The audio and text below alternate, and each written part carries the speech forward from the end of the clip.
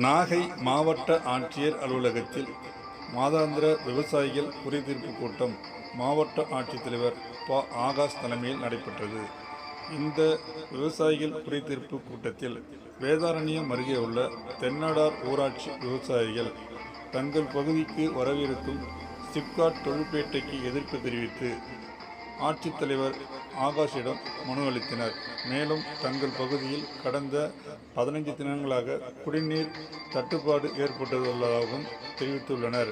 இதுகுறித்து உடனடியாக நடவடிக்கை எடுக்க வேண்டும் என குழந்தைவேல், சிவலிங்கம், ராஜா, பாண்டியன் உள்ளிட்ட விவசாயிகள் கலந்து கொண்டு ஆட்சியரிடம் மனு அளித்தனர்.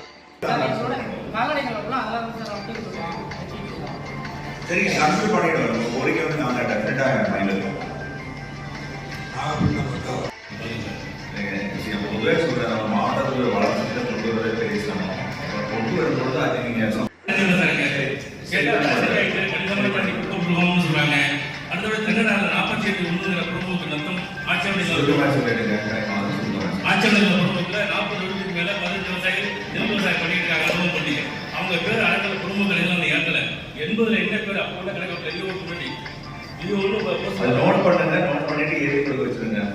குடும்பக்காரங்க அவங்க பேரை பணம் கொடுத்துருக்காங்களாலும் அவங்க பேரை ஏற்கனவே ஏழை விவசாயிகள் இந்த நூலாளரை துவங்க வேண்டும். அது மட்டுமல்லாமல் இந்த அண்மையை பெய்த மழையால் காற்றினால் உளுந்து பயிரை சேதமடைந்து விவசாயிகள் மிக கவலைக்கு உள்ளாகின்றார்கள். அதை